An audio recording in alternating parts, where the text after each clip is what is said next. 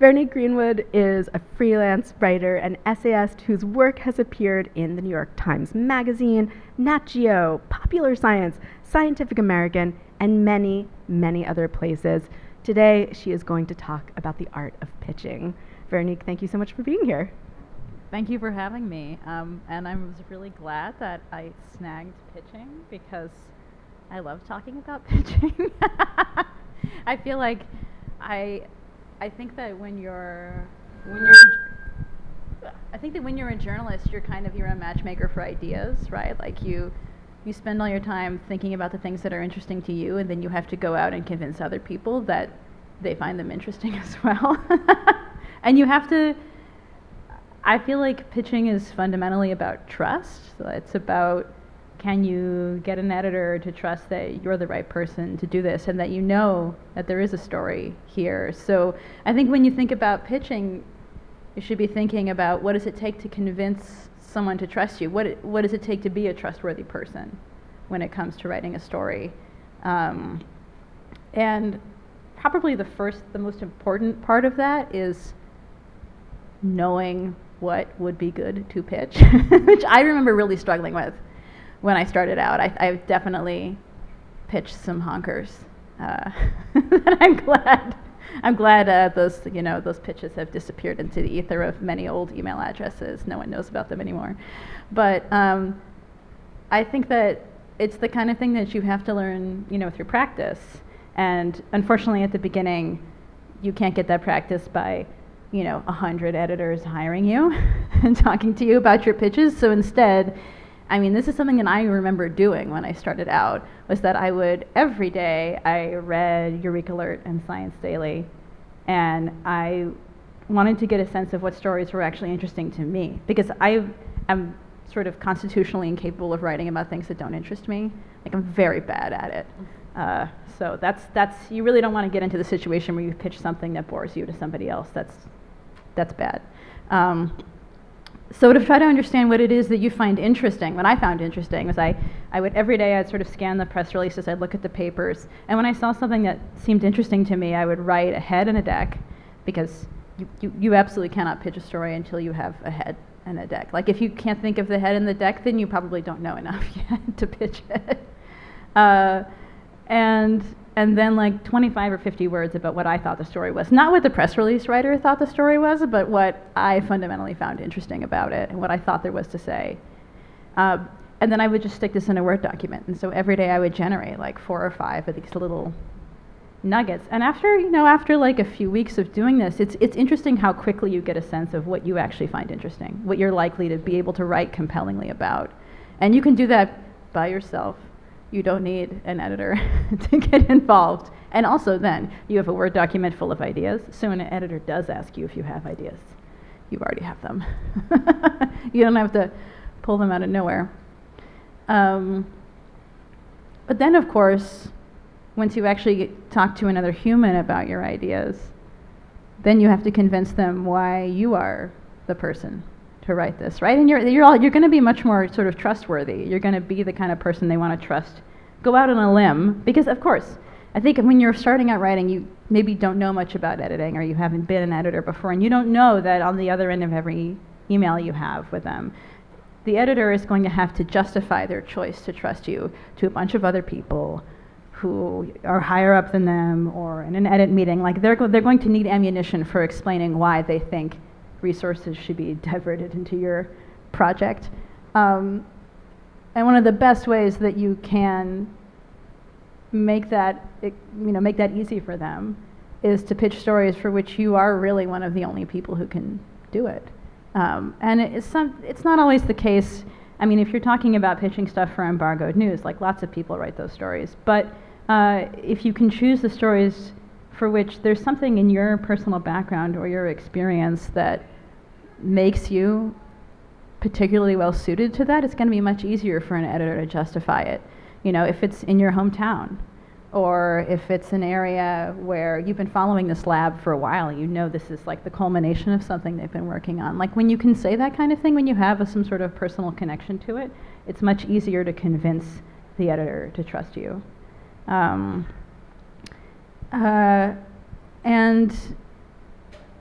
I think that it's also, I was sort of debating talking about this because I feel like people worry about being scooped. You know, they worry about other people taking their ideas. But on the other hand, like I have found as a freelancer that my most successful stories are the ones that literally no one else could have written. So being scooped on them is like not really a concern.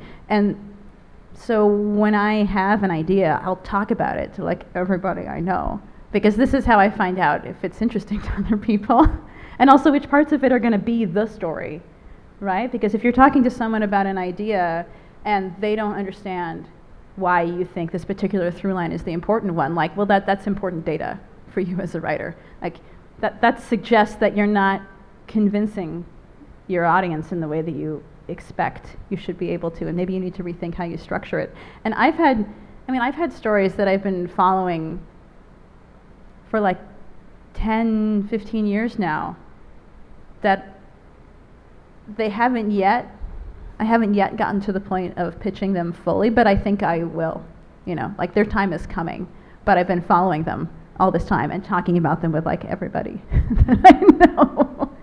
And that can be really helpful. You know, you don't need to have an editor who's already committed to working with you to be able to start thinking about the right shape for your ideas.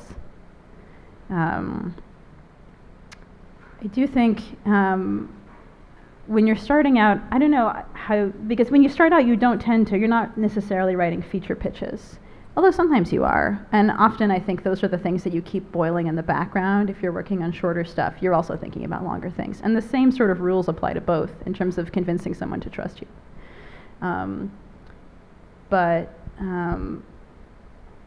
Especially with the kind of pitches you do when you're starting out, brevity is really important. And I know that you guys went to the New York Times this morning, right?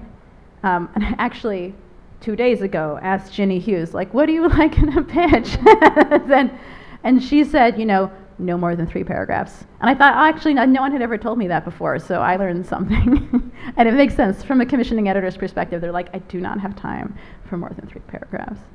What were you going to say, Anna? Oh, I was just going to say, that makes sense, but also good to know. Yeah, exactly, right? And the other sort of, the like third part of this is that you need to know what the publication wants, right? Like if you're a matchmaker between your ideas and an audience, you need to have read the place that you're pitching, and you need to know what it is they've already done. There's nothing more embarrassing, right, than pitching a story and then the editor gets back to you and it's like, yeah, we did that story last week. I mean, that's that it raises. It's being sponsored by the Ethics and Journalism Initiative here at NYU. Let me introduce our moderator. I am so thrilled that he is doing this. He's Mazen Sadamid, and Mazen is the co-founder and co-executive director of Documented. If you don't know Documented, you should look it up. It's a really extraordinary news organization.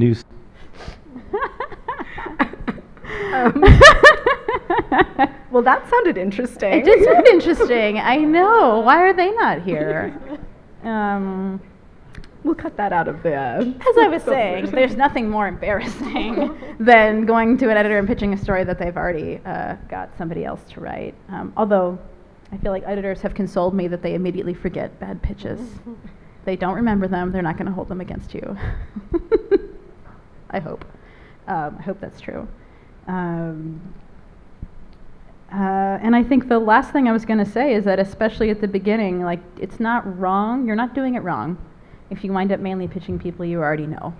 Because that's the whole trust thing, right? Like, if there's somebody who already knows you, who knows that you're a reasonable human, and who has seen some things that you've written and trusts that you know what you're talking about, it's going to be much easier for them to make the case to the top editors and to everybody else that it's worth investing money and time in you. And you're not doing it wrong. That is the right way to start. Yeah. Great, thank you so much. I have a few questions for you, and Ala, I would love also if you have questions for Nikki as well, to jump in as well. But I'm wondering if there's a big thing that's sort of changed about your pitching style since you first started when you were like a baby journalist to now. I mean, I feel like when I started out, I was much more, I mean, and this is a good thing, right? When I started out, I feel like I was very careful and I had very like clearly structured pitches. I always said things like how long I thought the story was going to be. I always listed at the bottom the people I was going to contact.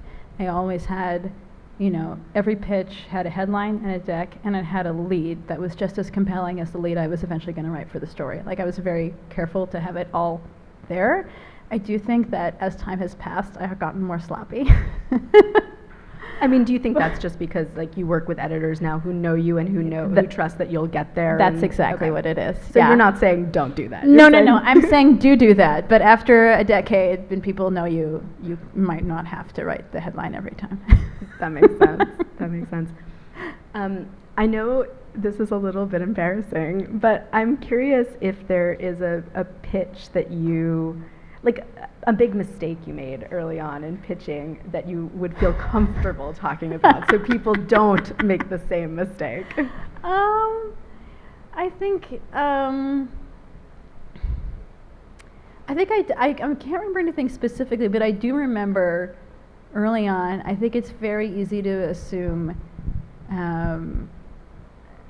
that other people already know what you know. You know, like, it's easy to, I feel like I've definitely pitched stories at the beginning where, like, I didn't give the editors what they needed to make the case. You know what I mean? Like, I feel like, especially with, if you're really interested in a particular topic of in science or in a particular discovery, you may not, you know, you really have to think about the audience you're talking to. They may never have heard anything that you're talking about. And I think I definitely early on wrote pitches that were deep in the weeds, and I feel like people read them and were like, I don't even know what we're talking about here. You know, like, maybe don't write pitches about obscure scientific techniques unless you're pitching a magazine that regularly publishes features about obscure scientific techniques, and there are magazines like that. But yeah, don't pitch the New York Times obscure scientific techniques. It's not the right match. Cool. And then one other question I have is, you talked about, and I'm not asking you to share any of your like long-term stories that you've been sitting on, but can you talk about a story that was eventually published, but where you took maybe years to kind of collect little threads about it, and when you knew it was the right time actually to pitch it? Yeah, okay. So I knew for about 10 years that I was going to write a story about my grandfather, who was a nuclear physicist who worked at the Oak Ridge National Lab. And he had a physics theory that was never published and that destroyed his career. And the whole time that I was growing up, I knew that there was something like this. You know, people would say, oh, how is his idea? And I was like, what is this idea? Like, what is everyone like tiptoeing around here? But I knew that I didn't want to write about it until after he died, because I wanted to be able to write about it without thinking about him. I didn't want him to have to deal with me being, you know, potentially finally understanding his theory and realizing that it was wrong. I felt like he didn't need to play that role. I was going to tell this story in my own way when he was no longer around to hear about it. And so I waited. I talked with him about it when he was alive, and I recorded those conversations. And he knew already that I was going to write, that I had this habit of writing about the family, because I had already written about his aunt, she was a radiochemist who was Marie Curie's lab assistant, and she discovered francium, which was the last naturally occurring element to be discovered. And I had written a story about her in which, before it came out, I had told him what I was doing, and he was really upset, because it was essentially a story about how she was a failure, that I felt like we had told all these stories about her and the family, and there were so many stories told about scientists generally that focused on the idea that, well, if you sacrifice for a great cause, you're going to have some kind of great discovery. And she died as a result of her research, and she discovered an element that almost doesn't exist, you know, and she thought it was going to be something completely different. And so that was the aspect of her story that interested me, and I knew when he finally read the story, when it finally came out in the New York Times Magazine, he read it and he understood what I was trying to do. But so he knew when he was talking to me that I was likely going to be writing something, but we didn't talk about the specifics of the story. And then once he died, we were going through his papers and we found a bunch of folders related to this theory. And I took all those folders and I spent a year learning the theory, and I eventually found the right people to talk to, who actually were these like philosophers of probability at Rutgers, like not the original people he had been talking to. Yeah, but once I finally understood the theory, then I could start writing a pitch about it, and I actually spent a year pitching it. And I had one editor, a really lovely editor who I love, at one particular magazine, spent months working on it with me, only for it to be turned down by the top editor for like, there were reasons I totally understand. But I was able to take that pitch and I sold it to The Atlantic, and I did it as a digital cover story, and it was a great experience. So the fact that that pitch was not bought by the person who helped me make it was not the biggest tragedy. But anyway, yeah, that was more than a decade between when I knew it was going to happen and when it came out. Wow, fascinating. And also just like a great lesson as a freelancer, of like kind of persevering through through getting rejected ultimately by one publication and then ending up in a great place. Well, I think you have to be I think the thing about being a freelancer is that you can have your own ideas and you can feel free to be as passionate about them as you want, right? And that means, you're the only one blowing your own horn most of the time, but that's okay. I feel like most of us have pretty big egos. We can blow our own horn. Would you say you have to have kind of a big ego in order to be a freelancer? I think you have to be confident that you have something to give, and that you have something to say that's different from what other people, and you're not going to get that kind of you're not going to get the kind of positive reinforcement you might get from being like part of a team. I mean, that is fun about being on staff, is being part of a team, right? But you're not going to have that experience when you're working by yourself, so you have to really feel like you have something you want to say, I think. I wanted to ask you to think back to your early freelancing days and talk a little bit about how you, like when you didn't really have a strong network of editors that you worked with, talk about how you chose, where you wanted to reach out to, like how you kind of balanced prestige, pay, like these practical things. Are you going to talk about the 3 Ps? No, what's you know the 3 Ps? Oh, I think I am going to talk about the 3 Ps, but I'm going to Should I let you talk about different. it? Okay, all right. Maybe people have already told you about the 3 Ps. This is prestige, payment, and passion, I think is, yeah. Basically, any project that you do, it needs to have at least 2 of these things. I know them as buckets, and they're in my talk. Oh, okay, all right, then I will stop there. I'll let you cover this.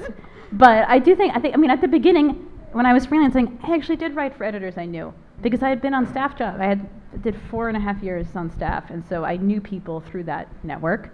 I also, did I meet editors through, I did actually meet an editor at an NASW meeting by like recognizing her and then turning around and being like, hi, I think I love your work. If you are who I think you are, can we be friends? Yeah, so I think that even if you're just starting out, especially if you're coming out of a program like this, you do have a network. There are people who know you.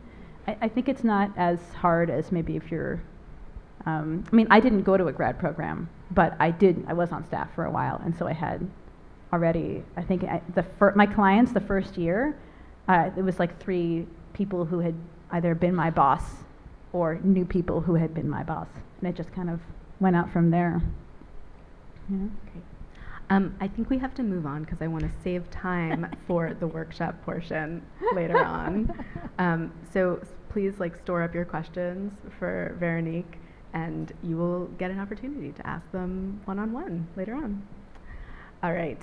I would now like to introduce Ala Katz-Nelson. She is a freelance writer she is a freelance science writer and editor with bylines at the New York Times, Scientific American, Nature, BBC Focus, and many others, and she is also a regular contributor at Chemical Engineering News. Ala is here to talk about how to juggle work outside of journalism with your journalism work.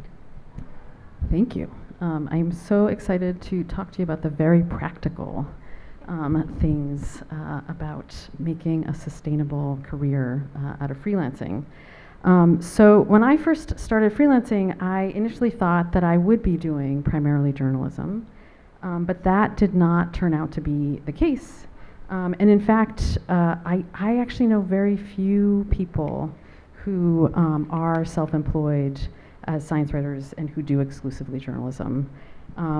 It's just very difficult, I think, financially to make that work, especially if you don't have the support of maybe a spouse with a full-time job, or if you live in an expensive place. It's funny, we were talking before about how both Nikki and I are like the stable jobs in the family. So you can do that. Luckily, as science communicators, we have many ways that we can put our skills to work, and it is totally possible to come up with this very personalized mix of projects across communication, doing many types of things that will feed you creatively and pay the rent.